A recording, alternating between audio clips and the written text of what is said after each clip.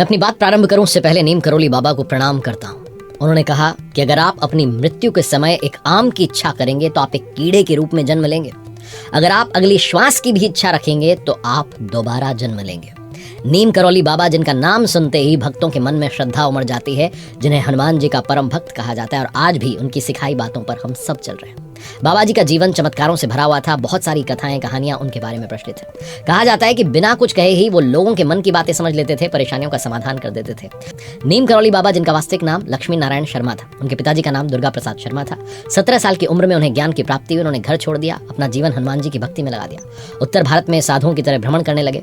उन्हें अलग अलग नामों से बुलाया गया। गुजरात के बवानिया मोरबी में जब उन्होंने तपस्या की तो लोग उन्हें तलैया बाबा के नाम से पुकारने लगे।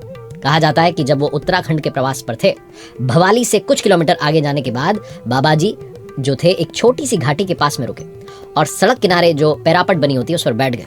सामने पहाड़ी पर दिखाई दी एक आदमी को आवाज दी कि पूरन इधर आओ। पूरन नीचे आया और कंबल लपेटे अजनबी से अपना नाम सुनकर के अचंभे में पड़ गया कि ये मुझे कैसे जानते हैं। अजनबी व्यक्ति ने मुस्कुराते हुए कहा कि घबराओ मत, मैं तुम्हें पिछले कई जन्मों से जानता हूँ। मेरा नाम बाबा नीम करोली है। हमें भूख लगी है, हमारे भोजन की व्यवस्था करो। पूरन ने घर जाकर के अपनी माँ को बताया कि नीचे पैरापट पर बाबा नीम करोली जी बैठे और भोजन मांग रहे हैं। घर में दाल रोटी बनी थी। पूरन की माताजी ने वही परोस दी। बाबा जी ने भोजन के बाद पूरन से कहा कि गांव के 2-3 लोगों को लेकर आओ। उन सबको लेकर के बाबा जी नदी के पार जंगल में गए और एक जगह पर कहा कि यहाँ पर खुदाई शुरू करो। यहाँ खोदिए। जब खुदाई शुरू हुई तो गुफा मिली। बाबा जी ने कहा कि गुफा में धुनी है। लोगों ने जब उस जगह को वो खोदते चले गए, खुदाई हुई तो ऐसा लगा कि गुफा में धुनी अभी किसी ने लगाई है। धुनी के पास में चिमटा भी गड़ा हुआ था। पूरन और गांव वाले हैरान थे कि उन्हें पूरी जिंदगी हो गई, किसी को इस गुफा के बारे में पता नहीं था। पत्थरों के नीचे गुफा, धुनी और चिमटा, हवन कुंड की जानकारी किसी साधारण व्यक्ति को तो नहीं हो सकती। कंबल लपेटे कोई आम इंसान नहीं, महापुरुष है। लोग यही सोच रहे थे कि बाबा जी बोल पड़े, हमारे पास कोई चमत्कार वमत्कार नहीं है, चलो अब यहाँ से हनुमान जी बैठेंगे। बाबा जी ने नदी से पानी मंगवाया और स्थान का शुद्धिकरण किया, साथ ही वहाँ कुटियानुमा जगह बना दी। कुछ दिन बाद बाबा जी ने पूरन को बताया कि ये सोमवारी बाबा की तपस्थली है, इसका पुनरुद्धार करना है। यही कुटिया आज कैंची धाम के रूप में विख्यात है। कैंची धाम की ओर जो सड़क जा रही है वो कैंची की तरह 2 तीखे मोड़ जैसी दिखाई देती है, इसलिए इस जगह का नाम कैंची धाम रखा गया। नीम करोली बाबा हनुमान जी को काफी ज्यादा मानते थे। उन्होंने अपने जीवन में हनुमान जी के 108 मंदिरों को बनवाया। बाबा नीम करोली के बारे में कहा जाता है कि उन्होंने हनुमान जी की भक्ति कर कई सिद्धियां हासिल की।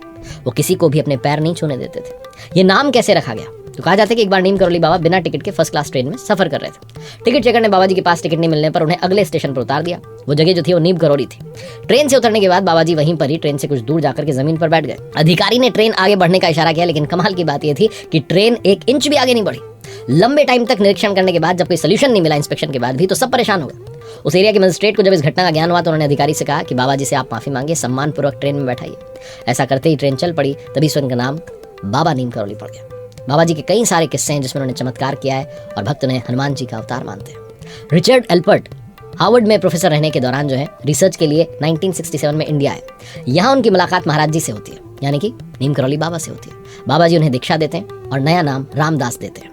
बाबा रामदास जी हनुमान जी के भक्त हो गए थे, बाबा नीम करोली जी के भक्त हो गए थे और उन्होंने हनुमान जी की भक्ति को केंद्र में रखकर के भक्ति योग सहित प्राचीन भारतीय परंपराओं को जो है आगे बढ़ाने का काम किया। रिचर्ड एल्पर्ट जो है यानी कि बाबा रामदास जी, वो अपनी किताब मिरेकल ऑफ लव पर बुलेट प्रूफ कंबल से जुड़ी एक घटना के बारे में बताते हैं। वो कहते हैं कि बाबा के कई भक्तों में एक बुजुर्ग दंपत्ति भी थी जो कि फतेहगढ़ में रहते थे।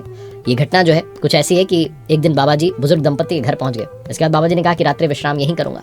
बाबा जी की बात सुनकर के बुजुर्ग दंपत्ति भक्त को बहुत खुशी हुई, लेकिन वो बुजुर्ग दंपत्ति जो गरीब थे और सोचने लगे कि अगर बाबा जी रुके और सत्कार सेवा के लिए तो कुछ है नहीं, पैसा नहीं है, क्या होगा, कैसे सेवा करेंगे। उनके पास जो कुछ भी था उन्होंने बाबा जी को दे दिया, उनका सत्कार किया। भोजन के बाद उन्होंने बाबा जी को सोने के लिए एक चारपाई दी, ओढ़ने के लिए कंबल दिया, जिसे ओढ़ करके बाबा जी सो गए। इसके बाद बुजुर्ग दंपत्ति भी बाबा जी के जो चारपाई थी उसके पास ही सो गए। बाबा कंबल ओढ़ करके सो रहे थे और ऐसे कराह रहे थे जैसे उन्हें कोई मार रहा है।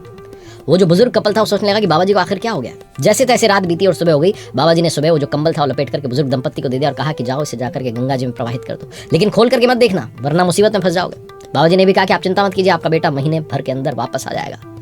बाबा जी की कई बातों का पालन करते हुए जब वो उस कंबल को गंगा जी में प्रवाहित करने के लिए ले जा रहे थे तो उन्हें ऐसा महसूस हुआ कि इसके अंदर कुछ लोहे जैसा सामान है।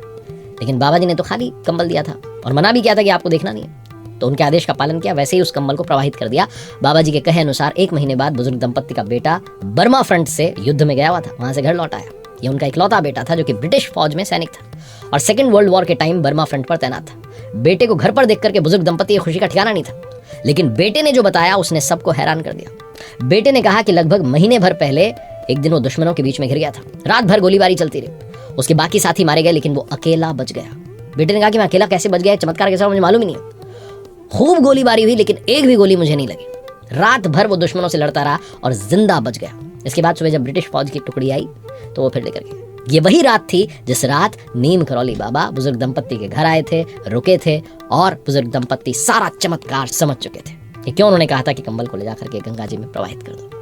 यही कारण है कि अपनी किताब मिरेकल ऑफ लव में रिचर्ड एल्पर्ट यानी कि बाबा रामदास जी ने इस कंबल को बुलेट प्रूफ कंबल कहा है। आज भी कैंची धाम में जो नीम करौली बाबा का आश्रम है वहाँ बाबा के भक्त जो है कंबल चढ़ाते हैं। बाबा जी खुद भी हमेशा कंबल ओढ़ा करते थे। रिचर्ड एल्पर्ट जो है वो अपनी किताब मिरेकल ऑफ लव में आगे लिखते हैं, बाबा रामदास जी जो है कथा को सुनाते हैं और कहते हैं कि एक बार कैंची धाम में भंडारा चल रहा था, लेकिन अचानक से वहाँ घी कम पड़ गया। लोग परेशान हो रहे थे कि अब क्या करें। जब बाबा जी को बात पता चली तो उन्होंने कहा कि नदी से जो है घी के कनस्तर में पानी भरकर लाइए। लोगों को समझ नहीं आया था कि बाबा जी ऐसा क्यों कह रहे हैं और इसका घी से क्या संबंध है, लेकिन वही किया जो बाबा जी ने कहा था। पानी भरकर लाने के बाद बाबा जी ने कहा जाओ जाकर के इसको कढ़ाई में डाल दीजिए। जैसे ही कढ़ाई में डाला पानी घी में बदल गया। सब बाबा जी का चमत्कार देख करके हैरान रह गए। एक दूसरी घटना कहती है कि एक बार बाबा जी अपने जन्म स्थल जो है वहाँ गए हुए थे। वहाँ एक कुआं हुआ करता था जिसका पानी बहुत खारा था और इससे वहाँ के आसपास के लोगों को बहुत असुविधा होती थी। लोग नीम करौली बाबा के पास में पहुंचे अपनी परेशानी लेकर के और कहते हैं कि बाबा जी ने खारे जल से भरे उस कुएं के पानी को मीठा बना दिया, पीने योग्य बना दिया। बाबा जी का एक और चमत्कार आपको सुनाता हूँ जो बहुत ही अद्भुत है। हनुमानगढ़ी के मंदिर का निर्माण कार्य चल रहा था, तेज बारिश होने लगी, मंदिर का काम रुक गया। कहते हैं कि बाबा जी चाहते थे कि शुभ काम में कोई बाधा ना हो, इसलिए उन्होंने अपने चमत्कार से मंदिर निर्माण पूरे होने तक बारिश को रोक दिया था। इसी तरीके से एक बार जब बाबा जी के सारे भक्त उनके कैंची धाम पहुंचे दर्शन के लिए तो पूजा के समय वो माचिस भूल गए थे। तो बाबा जी ने बत्तियों को केवल हाथ लगाया और बत्तियां जल उठी। ऐसे अद्भुत जो हैं चमत्कार बाबा जी ने दिखाए हैं।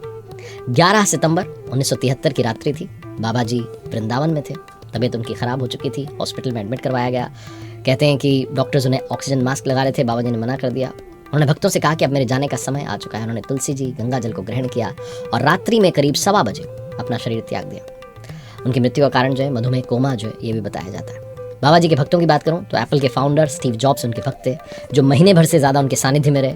इसी तरीके से विदेश की कई सेलिब्रिटीज जो है उन्हें दिव्य पुरुष मानती थी। नीम करौली बाबा के भक्तों में फेसबुक के मालिक जो है मार्क ज़करबर्ग, उनका भी नाम आता है। हॉलीवुड की एक्ट्रेस जूलिया रॉबर्ट्स का भी नाम आता है और कहते हैं कि इन सबका मानना है कि इस धाम की यात्रा करने के बाद उनका जीवन बदल गया।